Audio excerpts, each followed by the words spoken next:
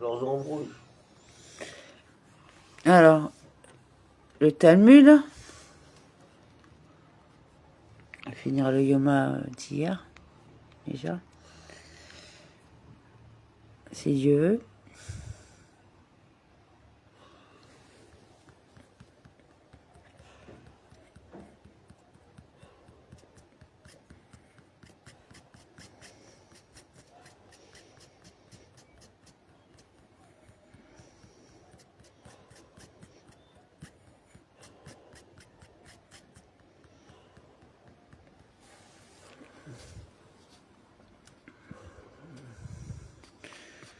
Alors, il y en a qui font tourner les roulettes, nous on fait tourner le Talmud. C'est une pointe d'humour, hein, histoire de...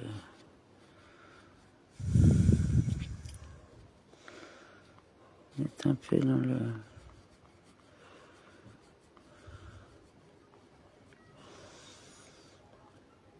Bon, il était content alors. Ouais.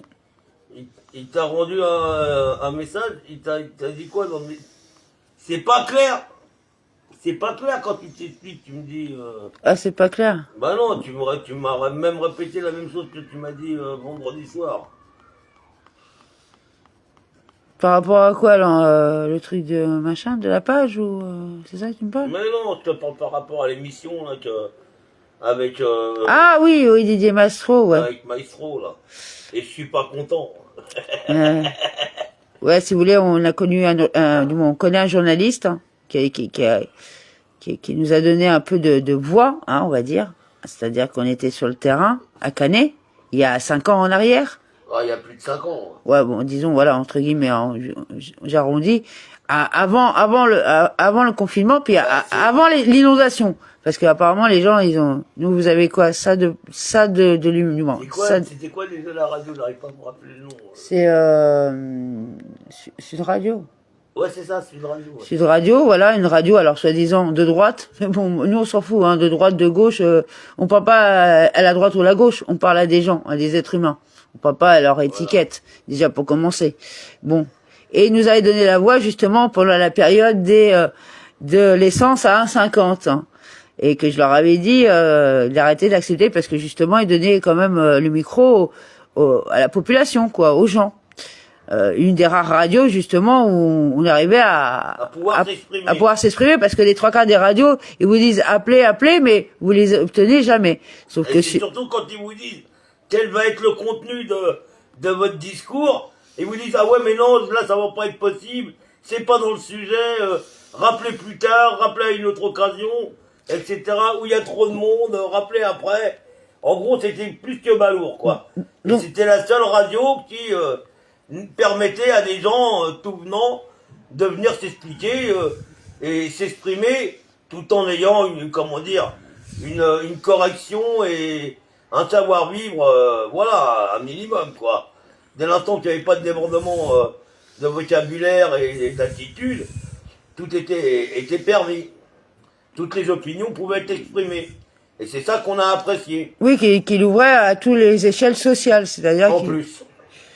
Et donc, voilà. Et donc ces personnes-là, donc il était directeur donc de cette radio, hein, pas lui seul, mais bon, c'était quand même quelqu'un qui s'était investi justement dans on va dire dans l'histoire des gilets jaunes et bon de l'actualité, et donc était un vrai journaliste de terrain, donc il les avait suivis de près. Hein, qui est un vrai journaliste. Qui est un vrai journaliste de terrain. Et bon, ça lui a valu qu'il a perdu la radio et que bon, voilà quoi, qu'il a eu quand même quelques ennuis. Il a été mis au banc par des influents des politiques, voilà. Hein, donc il a fait partie de ces médias qui ont été triés et retriés pour, être profitables au gouvernement et aux politiques en force et en place à l'époque, juste avant le Covid, voilà. Mais et c'est pour ça que quand on a vu dans quelle situation aujourd'hui il est, et que malgré tous ses efforts, bon, on ne dit pas qu'il est sans travail ou à la rue ou quoi que ce soit, hein, mais voilà, c'est quelqu'un qui a plus la même audience du fait qu'il a plus l'occasion de s'exprimer et de faire les choses comme il les faisait, et que ça nous a fait plaisir de pouvoir le promulguer sur une émission de radio avec justement des journalistes un peu plus jeunes, et que justement que la barrière des générations, avec un niveau d'intelligence des deux participants, n'avait pas lieu et que ça pouvait donner une émission sympa et qui pouvait débouler sur des réalités, sur des vérités et sur une information plus que, comment dire, authentique. Oui, parce Voilà. que... Et ce journaliste nous a remercié par l'intermédiaire de celui qui l'a invité, celui qui fait l'émission là. Je suis pas content sur le net là qu'on vous conseille parce que c'est un travail de recherche, c'est un travail journalistique bien profond et le tout est enrobé dans une carcasse d'humour, une carapace d'humour qui est bien agréable et qui permet justement de tout dire sans avoir à s'inquiéter des interprétations puisqu'elles sont déjà citées à travers l'humour, tous les débordements, etc. Donc c'est quand même une démarche qui nous convient à nous et qu'on trouve plus ou moins appropriée aux événements et à l'époque dans laquelle nous vivons. Voilà. Bah, c'est-à-dire qu'ils sont ouverts d'esprit. C'est-à-dire qu'à un moment donné, Ouais. c'est ça d'être ouvert d'esprit. Non, mais je le crois. Et pour en quoi, et pour en revenir de ça, quoi? Qu'est-ce que tu voulais dire, mis à part ça? Non, mais c'est bon, vas-y. Il Bah. va être minuit, Akima. Bon, après, il est sur Twitter, hein, souvent, Didier Massereau, donc vous pouvez aussi, parce qu'il fait de la musique, il fait un peu de musique, il fait, voilà. Non, il fait pas mal de choses. Mais bon, c'est quelqu'un qui gagne à être écouté et à être connu. Voilà. D'ailleurs, il a fait quelques livres et tout, pour exprimer ses opinions. Voilà, quoi. Bah, je cherche le 57, je suis pas... C'est pour ça que, voilà, quoi. Non, puis comme on est des gens empathiques et entiers, c'est apparemment... Et entiers, ouais, c'est souvent... Cette société, apparemment, elle a du mal à comprendre. En tout cas, ça fait bien plaisir que ça ait débouché sur quelque chose de positif et que, voilà, ça leur a permis de faire des vues, de se faire entendre et d'avoir, comme je vous dis, une émission qui relate plus la réalité avec les vérités des faits et une interprétation suivie d'explications vraiment intelligentes, quoi. Pas comme les médias mainstream qu'on a l'habitude de nous fourrer du matin au soir. Avec une seule idée, une seule pensée, que genre... Vous êtes comment dire, du combustible, vous êtes des bœufs, vous êtes ceci, vous êtes cela, et qu'à la finale, tant que vous leur apportez, ça va. Le jour où vous leur apportez plus rien, bah, vous êtes comme le reste, hein, vous finissez à la poubelle, quoi. Ouais, ouais, parce qu'on va pas en On épilogue. parle de ça pour les médias mainstream, hein. Non, parce qu'aujourd'hui, on a entendu quelque chose qui est quand même assez différent. Tout le monde a l'œil sur l'extérieur, mais à la finale, devrait regarder à l'intérieur, parce que il y a quand même des choses qui se mettent en place, qui font peur quand même. Voilà. C'est-à-dire qu'on veut instaurer un mode, on veut se servir des gens, enfin, comme il a dit, on veut, tant que ça rapporte, ça va, et le jour que ça rapporte plus... Mais ça rapporte pas forcément pécuniairement, hein. Non, tant que vous leur rendez service, quoi. Tant que vous pouvez servir par exemple, à leur politique... non, mais à faire évoluer... leur folie. Non, à faire évoluer, comment dire, la compréhension... comment on dit... des pensées des gens, voilà. Oh, j'ai plus le mot là. Aide-moi. De quoi leur pensée, leur opinion là. Non, mais l'opinion générale, quoi. Tu vois, je veux dire. Et que voilà, une fois que, à force de vous faire bourrer le mou, on vous fait accepter la guerre, on vous fait accepter les injections, on vous fait accepter le sida, on vous fait accepter ceci, on vous fait accepter l'homosexualité quand elle vient taper à votre porte et qu'elle s'installe à votre table. On vous fait, voilà, des choses comme ça. Et on n'a rien à foutre de vos principes, de vos religions, tel que ça a été dit cet après-midi dans le documentaire qu'on a vu, aux informations TVL, etc. On a trouvé ça vraiment aberrant, quoi. À un moment donné, maintenant, ils se cachent même plus, et vous disent carrément qu'ils manipulent les gens, et que carrément, c'est comme si, c'est comme ça, et que si ça va pas, bah, le fait de voter la loi d'euthanasie pour les gens d'un certain âge, malades, etc., ça va dévier carrément jusqu'à les jeunes, ceux qui sont pas aux normes, ceux les plus pauvres qui coûtent de l'argent, etc. Et il s'est bien dit dans le documentaire que c'est encore qu'une question de gros sous, parce que si à la fin de vie, ce qui coûte le plus cher, carrément hein, dans le documentaire, c'était les 6 derniers mois, et que si on pouvait intervenir avant les 6 derniers mois pour les euthanasier, ça pourrait faire des économies à la France. Bravo. Et tout ça pour vous dire que dans quelques années, bah ça sera les débiles qu'on piquera, ça sera les gens handicapés qu'on piquera, ça sera les gens atteints d'Alzheimer, quel que soit leur âge qu'on piquera, ça sera les gens qui aujourd'hui sont en charge de la société, parce que faut bien comprendre, si ces gens-là existent et que c'est la société qui se doit de les prendre en charge. Ou des sales gueules aussi, hein. Non, aussi, bah, bien sûr, tant qu'on y est, il n'y a plus de limite. Ah, on est d'accord. Voilà, donc après on va vous parler de génocide, de problèmes antisémites, etc., ou d'extermination d'un peuple ou d'une race, mais eux c'est carrément l'humanité qui va l'exterminer pour pouvoir la préformer à leur désir. Donc à un moment donné, faut peut-être arrêter de se faire diriger par des clowns, quoi. Ils ont même parlé de mineurs, hein. C'est pour vous dire qu'en fin de compte, ils veulent éliminer tous ceux qui les dérangent. C'est le retour du gène de la malfaisance de notre ami Sarkozy. Ami entre guillemets, hein, qu'on se comprenne bien. Hein. Voilà. Oui, donc même voyous, délinquants, tu vois, je veux dire, cassos, voilà quoi. Je veux dire, voilà. Ils peuvent aller très loin dans leur. 6 mois de prison, tu peux. Et après, on te dira la France a aboli la peine de mort. Celui qui prend. Bah, d'accord, on tue plus les gens, on les euthanasie. Celui qui prend un rail de. Voilà. Ceux qui prennent des rails. Ça va rentrer dans les mœurs. Ceux qui prennent de la. À force de l'accepter, à force de l'entendre, les nouvelles générations, ça fera partie. Ils seront habitués à l'entendre. Pour eux, ça sera normal. C'est une démarche logique de mettre papy et mamie dans un couvent et qu'au bout de 3 mois, on pense à l'euthanasie pour laisser la place aux autres. Bah, tout ça, etc. Avec bien sûr des valeurs exposées, détournées pour appuyer leur dire. On trouve ça vraiment lamentable, quoi. Voilà. Tout ça pour vous dire qu'en fin de compte, quand ils appliquent les lois pour les autres, même si toi tu te sens pas concerné parce que t'as 20 ans, ou t'as 15 ans, ou t'as 25 ans. Ces lois sont à évoluer. C'est-à-dire que quand ils vous disent une loi pour mettre la ceinture, aujourd'hui c'est une loi pour mettre la ceinture. Au départ c'était pour le conducteur et le passager, mais après c'est passé pour les gens à l'arrière. Ah oui, oui. Etc. Donc à un moment donné, il faut arrêter de prendre les gens pour des clowns. Oui, à un moment donné, tu as le droit de décider si tu veux prendre des risques ou pas des risques.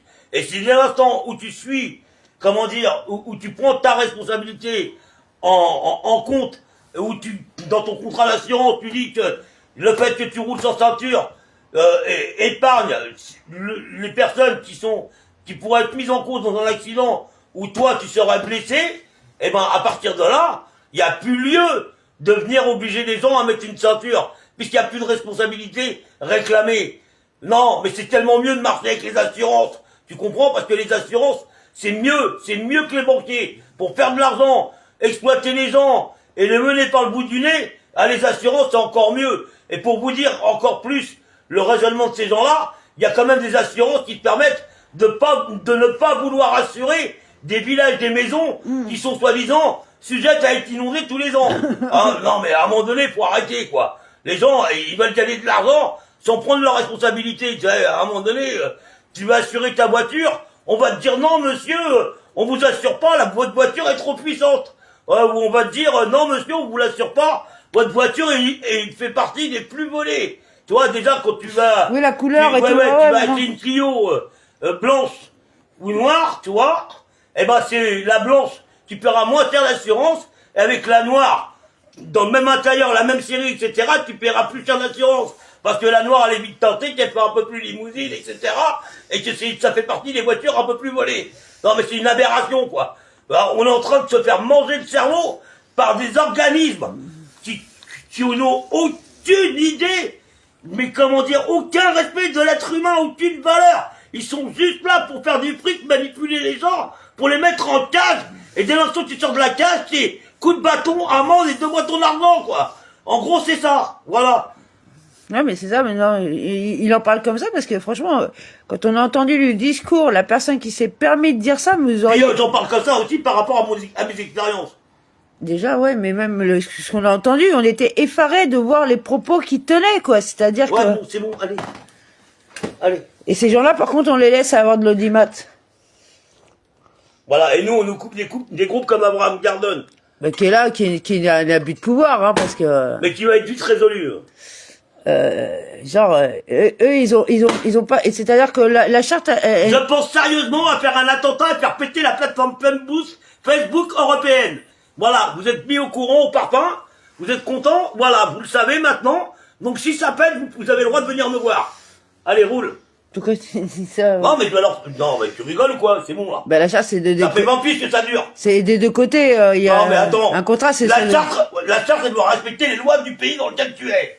Hein, Déjà c'est eux qui sont admis en France. C'est pas la France qui est admis dans leur système. C'est leur système qui est admis en France. Donc ils se doivent de respecter les lois françaises. Et c'est pas à la France de respecter les lois de Facebook. Donc, à bon entendeur, à bientôt. ouais. Là, puis oui, puis il y a deux parties, quoi. Bon, allez, alors on va démarrer le... Donc, le Talmud, Yoma, Daf 71b. À l'odeur de l'eau, il fleurira et produira des branches comme une plante. Job 14, 8 à 9. Si le tronc figuratif de sa famille se dessèche par manque de Torah, il doit s'installer dans un lieu d'eau, c'est-à-dire dans une famille d'érudits.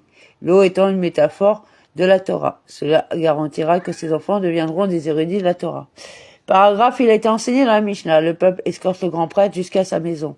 Il organiserait un festin pour ses proches. Les sages ont enseigné dans une beretta, il y a eu un accident impliquant un grand prêtre qui est sorti du Saint-Temple et tout le monde l'a suivi. Quand ils virent Shemaya et Avtalion, les chefs du Sanhédrin marchaient par déférence envers eux. Ils laissèrent le grand prêtre seul et marchèrent après Shemaya et Avtalion. Finalement, Shemaya et Avtalion vinrent prendre congé du grand prêtre avant de rentrer chez eux. Envieux de l'attention qu'ils recevaient, il leur dit avec colère que les descendants des nations païennes viennent en paix. Shemaya et Avtalion descendaient de convertis et il a attiré l'attention sur ce fait avec mépris. Ils lui dirent que viennent en paix les descendants des nations païennes, qu'ils accomplissent les actes d'Aaron, qu'ils aimaient et recherchaient la paix, et qu'aucun descendant d'Aaron ne vienne en paix, s'ils n'accomplissent pas les actes d'Aaron et qui parlent avec condescendance aux descendants des convertis. Mishnah, tout au long de l'année, le grand prêtre porte 8 vêtements et le prêtre ordinaire porte 4. Une tunique, un pantalon, une mitre et une ceinture. Le souverain sacrificateur ajoute 4 autres vêtements en plus de ceux portés par le prêtre ordinaire. Un pectoral, un éphod, une robe et une plaque de devant. Lorsqu'il est vêtu de ces 8 vêtements, le grand prêtre peut être consulté pour la décision de Urim ve Tumim. Et s'il ne peut être consulté pour la décision de l'Urim ve Tumim qu'au nom du roi, ou au nom du président du tribunal, ou au nom de celui dont la communauté a besoin, les demandes individuelles ne sont pas adressées à l'Urim ve Tumim. Gemara. Les sages ont enseigné dans une beretta en ce qui concerne les éléments des vêtements sacerdotaux, dont il est dit qu'ils doivent être confectionnés avec du lin shèche. Leurs fils sont filés 6 fois, comme le suggère l'utilisation du terme shèche, ce qui signifie aussi 6. Lorsque la Torah déclare que certains objets sont entrelacés, cela signifie que leurs fils sont multipliés par 8. Les fils utilisés pour tisser la robe étaient constitués de 12 brins. Les fils du rideau étaient constitués de 24 brins. Les fils utilisés pour tisser le pectoral et l'éphod étaient constitués de 28 brins. La Gemara demande que les fils fabriqués à partir de chèche soient filés 6 fois. D'où tirons-nous cela? Le verset déclare « Et confectionnèrent des tuniques en lin, chèche, en ouvrage tissé pour Aaron et pour ses fils. Et la mitre de lin, et les mitres de lin de décoration, et les mauvais pantalons de lin retors, Exode 39, 27 à 28. 5 mentions du mot lin sont écrites, 4 fois comme chèche, et une instance supplémentaire de mauvais, tous deux signifiant lin. Une mention est faite pour cette halara elle-même, pour enseigner qu'elle doit être faite de lin. Et une mention est écrite pour enseigner que les fils doivent être filés 6 fois, chèche étant interprété comme 6.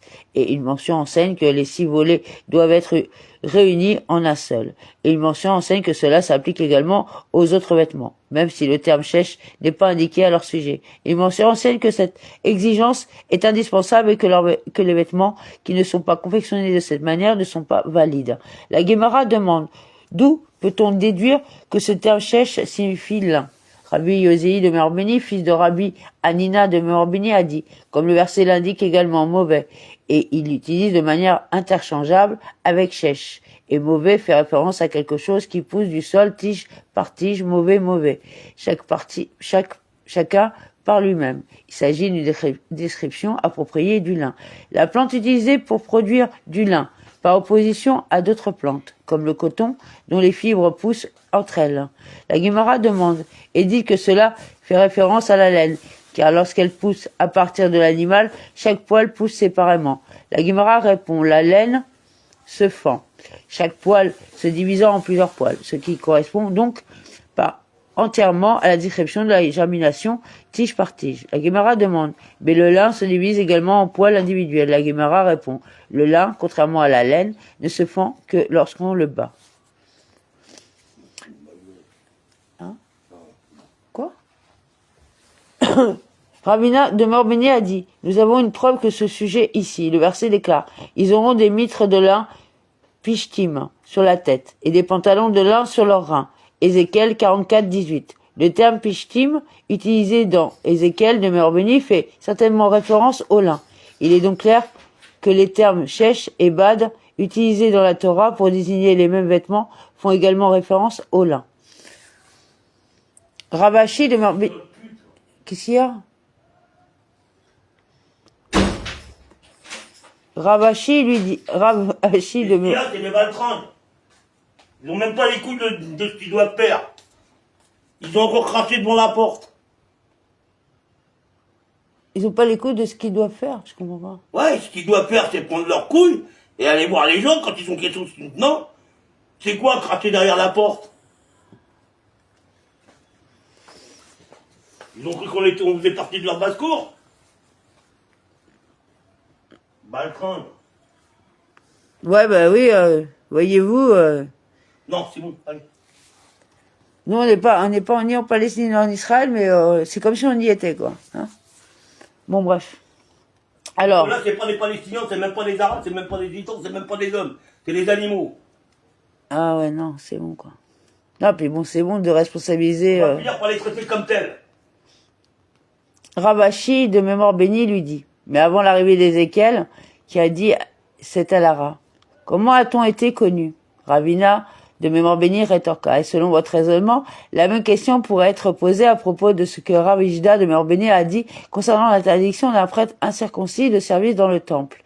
Ces questions, nous ne l'avons pas appris de la Torah de Moïse, notre maître, comme cela n'est pas écrit explicitement dans la Torah. Nous l'avons plutôt appris des paroles d'Ézéchiel ben Buzi de mémoire bénie, comme le dit le verset, aucun étranger incirconcis de cœur ou incirconcis de chair n'entrera dans mon sanctuaire, Ézéchiel 44, 9.